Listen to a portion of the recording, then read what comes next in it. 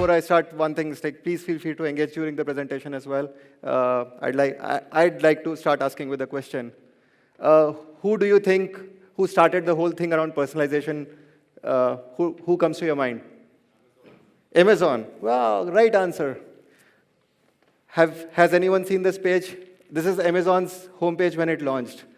Looks extremely personalized, doesn't it, right? So not really. This was Amazon like way back when it launched. Most of us were in our schools, I suppose. But that's not what it looks like today, right? So what it looks like now is something like this. I started looking for, my cousin started going to college. I was thinking of what to gift her, and yeah, the colorful bags and possibly earrings, and this is what my homepage looked like the next day I came. It's like, you have not bought a bag yet, you have not bought your earring yet. Extremely personalized. Even the homepage, But the thing is, okay, when I think of personalization, it has become a very common term in the digital age. But when I think of personalization, really, it's not really a new concept. In fact, it's interesting that my first memory of personalization actually comes from the neighborhood kirana or mom and pop stores, as they're called, right? You would go to someone and say, you don't have to say, uncle, can I please get a toothpaste? You don't have to tell whether you wanted Colgate or Close-Up, etc. And that uncle knew you, like the kirana uncle knew you, and he knew which one do you typically take, or which one your mom usually asks for when you've gone shopping together. So that notion of personalization, I still kind of miss that shopping experience now that the shopping experiences have moved from the neighborhood kirana to these mind-numbing long super hypermarkets, alleys where So it's interesting how digital retail has moved on to doing, from not being personalized to personalized while the retail, which was, the small moment shops being very personalized, how they have moved to, the being. So what's happening here? What's the problem with having these, these experiences? I think it's this missing connection. The ability to be able to talk through, like, in a relevant enough manner. I think that's where we are, beginning to lose a bit of the connection with the customer. Right? Over time, with the digital being spread, initially the communication has been spray and pray. Send one email out, everyone gets the very same email. Here is a sale, just go and buy it. Does not matter what stage of journey you are in. So the whole spray and pray approach that started also, was partly responsible, has been partly responsible. But more evolved businesses, and I think, Pranav earlier gave really good examples how segmentation has started. A lot of businesses have started doing a whole lot of segmentation where they identify customers in different stages of their life and so on, and they understand their needs very differently from the different other customer segments and tailor their offers. Very often you would have also heard of personalization. So personalization goes beyond even customer segments, where you not only identify an individual as per the attributes, broad attributes, but even recognize an individual, and very often it's referred to sometimes as marketing to one or one-to-one or personalization. I think understanding an individual in entirety is a very challenging task, but I think even if in this journey of moving from spray and pray to personalization, at any stage, I think there are gains to be had for businesses, right? So, okay, personalization. So let's just have a quick look at definition of personalization. And this is how Wikipedia defines it. Personalization, also known as customization, consists of tailoring a service or a product to accommodate specific individuals as opposed to general groups. A wide variety of organizations use personalization to improve customer satisfaction as well as for advertising, right? Yeah, definition makes sense. But why? Why personalization, right? Do you often question? Like, why is it useful? Why is it relevant? What's the relationship here? Anybody knows why? Why is this picture here? Why? This is a goldfish, and goldfish attention span, right? Sorry, what are you talking about? Yeah, sorry, what? So yeah, humans are kind of competing with, goldfish in the notion of how long our attention spans are. If you do not communicate in a relevant manner, you have lost. I mean, if you're not talking to someone in a context they understand, relevant to what they understand, you've lost them. Attention spans are really low. You have to be constantly relevant in terms of your communication. It's so important. Mass marketing is I think it's really important that we understand that mass marketing is dead. The whole notion of sending one generic push notification out to everyone, sending the same email to everyone, showing the very same website to everyone is dead.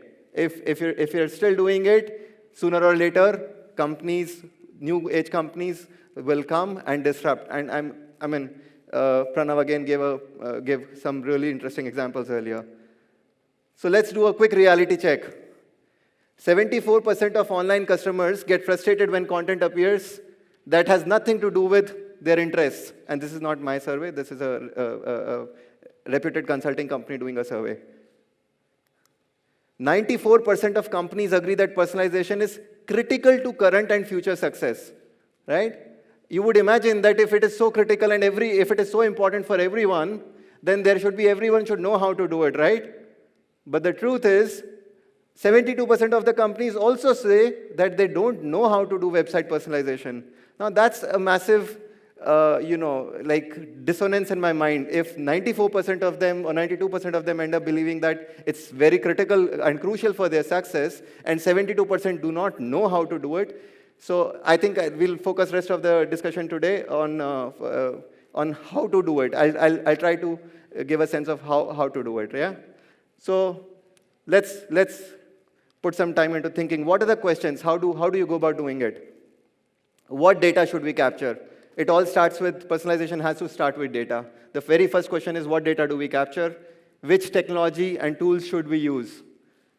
When should we communicate? It's very interesting when you can get a tool and you can get the data, but okay, should I send out mail now? When user sees the site? When they are not engaging? So when should we be communicating to them?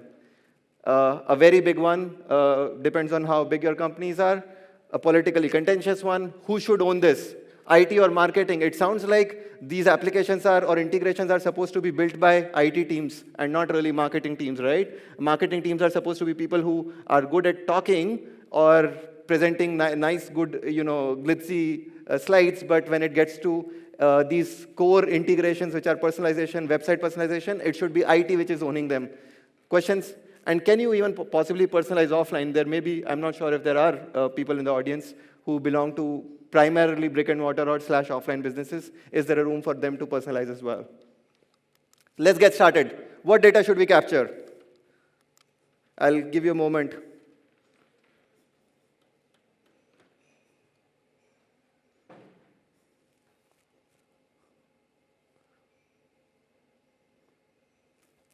Right. So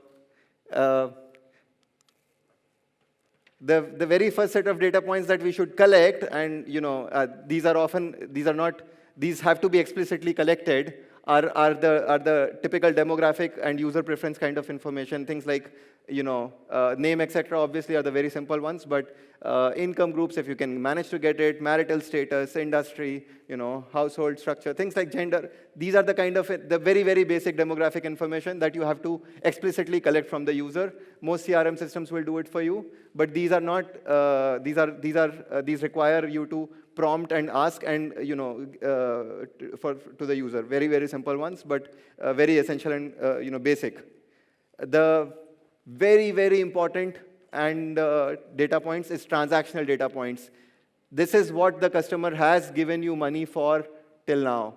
They have transacted with you, they have interacted with you, they have very clearly shown their interests, inclinations, and have actually shown it by paying. So transactional data, what around transactional data? It could, from obviously from depending on the complexity of the product category of the product, the value, any ancillary products that they may have purchased along with, the frequency, or if it's a subscription service, then the duration of the subscription, the upsell. So all the transactional data that is relevant has to be brought in along for the customer as well. Often, what is also very important beyond what is explicitly said is beyond what is not said. So while user leaves a digital footprint while going through your website, going through your app, they are doing these behavioral things which are not. How much is the conversion? What is the conversion percentage that you typically know, right? You hear of conversion percentages which are typically single digits. So somebody who comes to the website, out of 100 people, how many eventually buy? Maybe somewhere between, you would typically say 1 to 5, 6, 8% at best, right?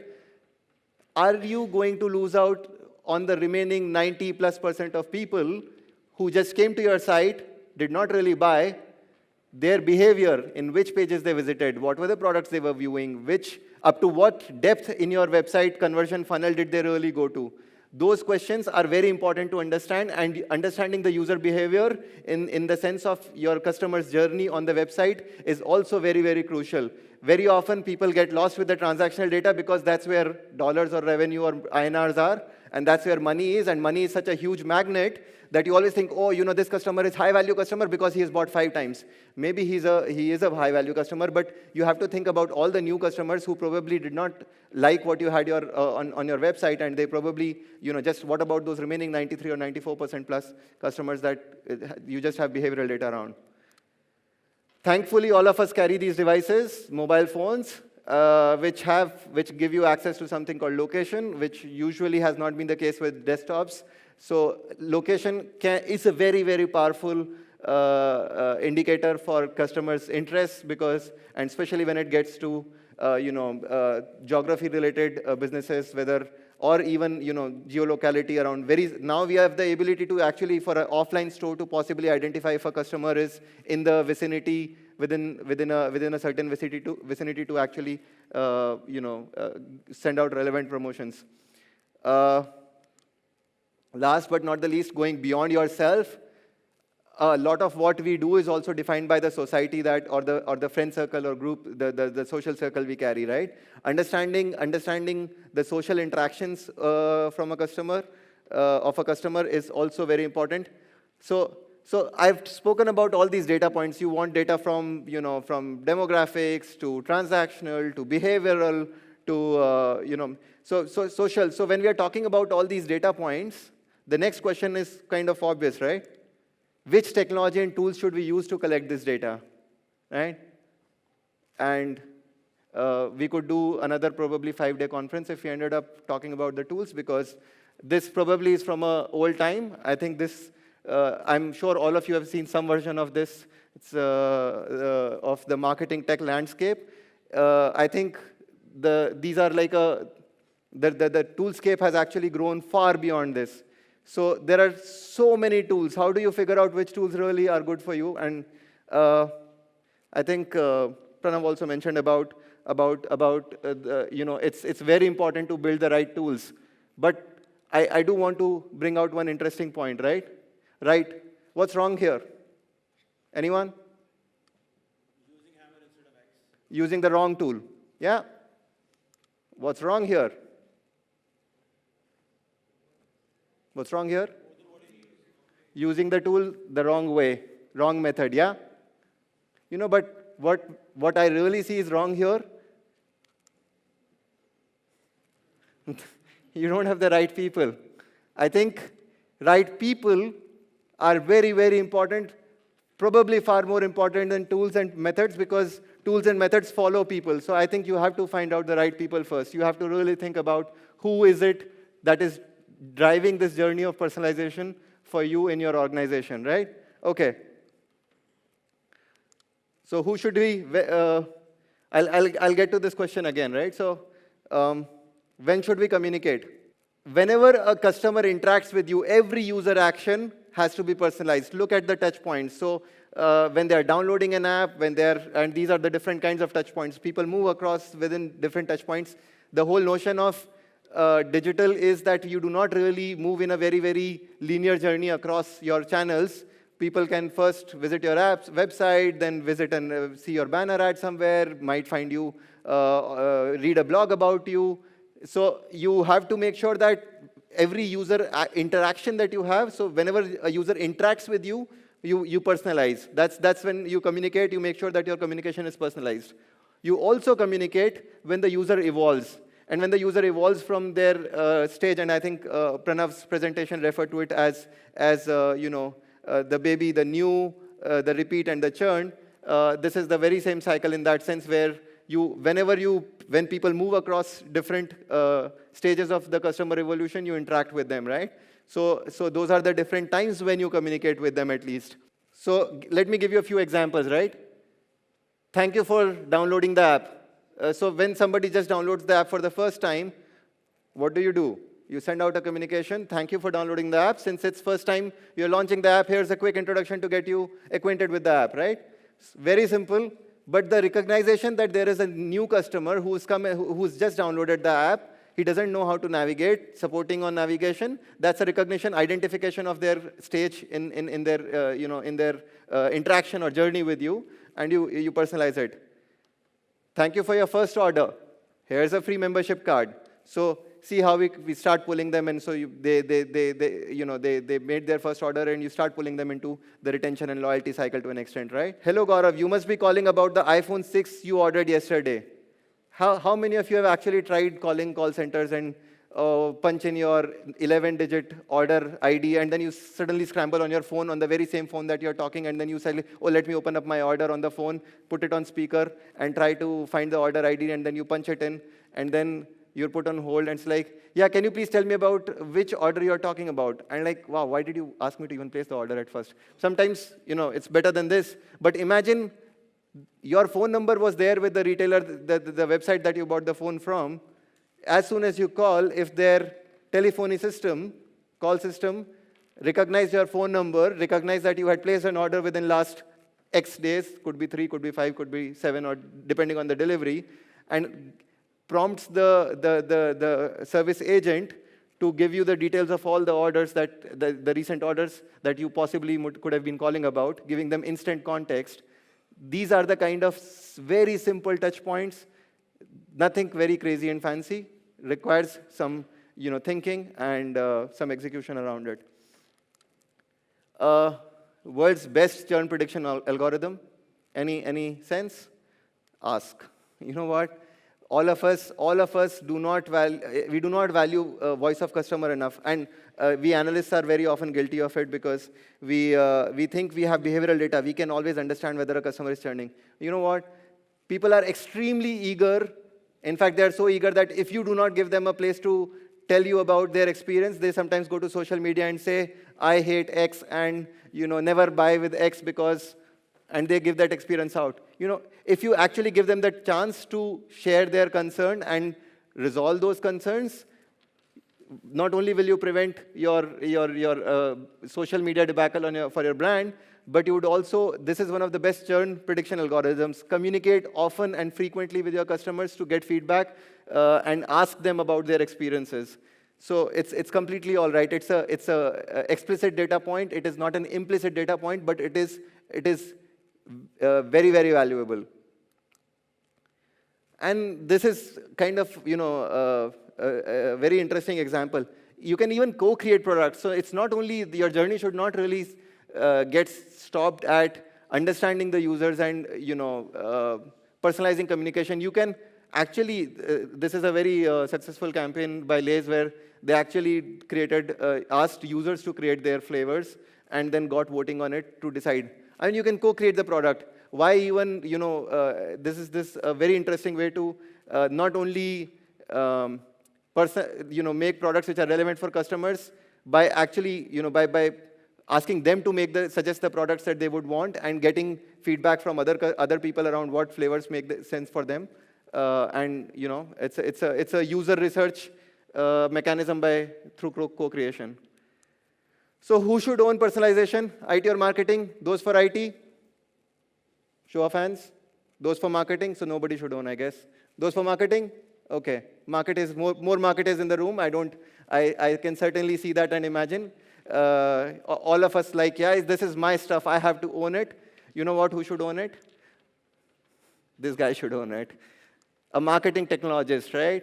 We have to have ambidextrous people who understand both marketing and technology deep enough to be running these capabilities. If you silo this out to either a marketer or a technologist, either you will get some fancy stuff with bad plumbing, or if you will end up getting a great IT solution which does not understand the customer, right?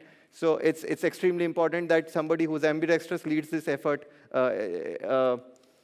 And this is one person, but at the end, I'm not saying you create an army of all the marketing technologists. Basically, then you create cross-functional teams. So a marketing technologist who's leading the effort, and a cross-functional team which brings in people from IT and brings in marketer. And you have to break the organizational silo here. The notion of IT takes requirements from marketing and they develop, and that doesn't work here. You create a marketing technology, you create a cross-functional team, and you put them together, they sync together, they sail together, and that's where you start getting results out with this team.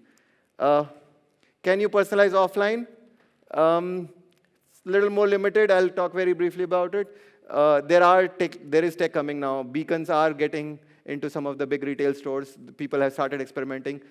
You have even airport Wi-Fi is being used to do some of the personalization, so you get some details out.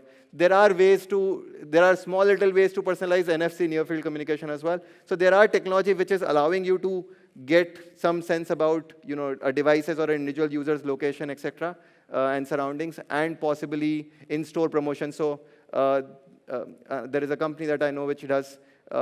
As soon as you leave out of if you have been into the store and you use the store's Wi-Fi, and if you are actually going out, and they have a sense of which aisles you have gone through, they might throw in a specific promotion once, it's slightly, not perfected yet, but it's still being done. So hope you, progress on your journey to become personalization superheroes, and thank you so much. Questions? Yeah. Yeah, do we have any questions? I'm happy to answer them now and then later on as well. At the beginning, you did mention how do we personalize. I think this question is ringing in my mind. If you could just put some light over there. How do we personalize? Let's talk about website data. I mean, you can give some example on that. I mean, some of the examples I gave for personalization were like, when you identify the user journey as the first step that they have just downloaded the app, or they have their first transaction. So are you saying how in terms of tools, or how in terms of what kind of communication should you possibly? So it would vary from business to business in terms of what is relevant communication at any customer's user action, or at a stage of user evolution. If they are new, you would give familiarization messages. If they have transacted, you would give them reassurance messages and loyalty messages. If they are loyal, then you would create upsell messages, and you would also think about satisfaction messages. If they are getting into the churn bucket, you will start thinking about win-back messages or resolution messages. So as a marketer, I think so which is why I'm saying it depends on the business. But if I'm giving a generic answer, it's because it would vary by industry. I mean, a retail would have it very different from as compared to possibly an airline to a telco who has subscription model, because the businesses vary a lot. What messages are relevant for your customers? The idea is to work backwards to think in terms of what is a relevant message, with the given understanding around what customer is, what stage or what user action are they in, and try to think what is relevant for them. So how do we solve the classic battle between personalization and user privacy?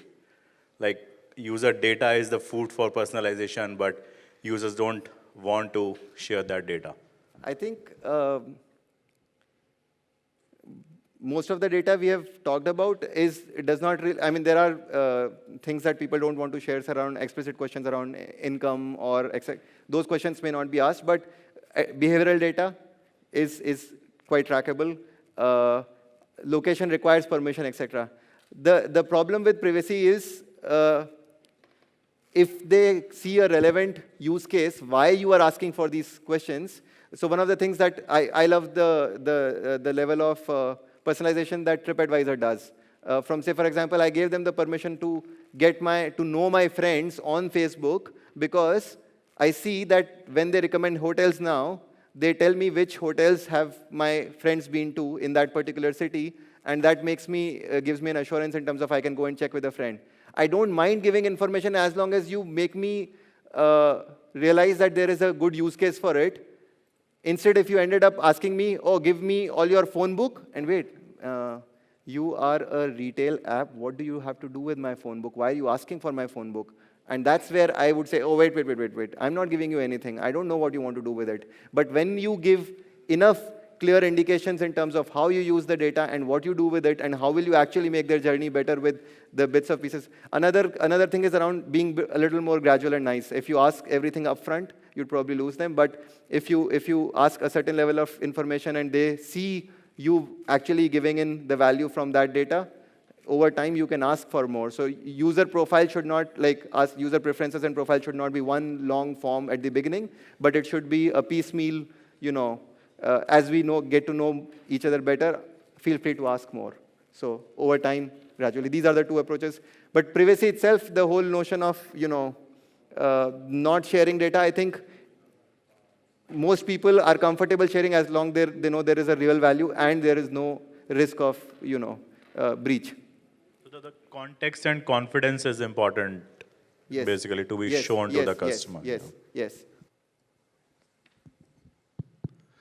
So my question is basically with respect to personalization that you're talking about. Personalization and scale seem to be counterintuitive in the sense that, whenever you're trying to do something at a much bigger scale, it's very difficult to personalize it. The, definition of personalization comes with segmentation and making it more specific to a given user. Yes. So how do we manage that, and shouldn't that also be a factor of where the product or the services in terms of maturity? You will probably want to start with more generic campaigns and scalable campaigns to begin with. And once the conversion numbers start dipping in, then that's the time that you probably look at personalization. Because what I personally feel is that scale campaigns might not give you so much better conversions in terms of percentages, but the quantum will still be higher as compared to a personalized segmented campaign that you're running. So what's your take on that? Very fair question. I think so I also kind of brought that out from segmentation to personalization, right? So segmentation, when there are larger businesses, identifying an individual in their, to understand, to do a generic campaign, you have to understand the user in a more generic fashion where you can customize an offer to a level where it makes sense for the segment or the communication is relevant for the segment. Personalization example is more relevant to the user action touch point where I said, say for example, the Amazon.in example that I said, where the homepage is actually showing the products which are similar to the products I had seen. Now that does not require a segmentation. It's basically an end user personalization. It's bag and earrings. These are completely two independent categories. You didn't have to classify me as a girl to be looking at the earrings or a student to be looking at bags. Without asking these questions, the page was personalized to the products that I was looking for because of having very, very specific information around like the slightly colorful bags and small earrings that I was looking at, right? So that's personalization, but when it gets to marketing comms in terms of campaigns, wider campaigns, you would think of segments more than personalization.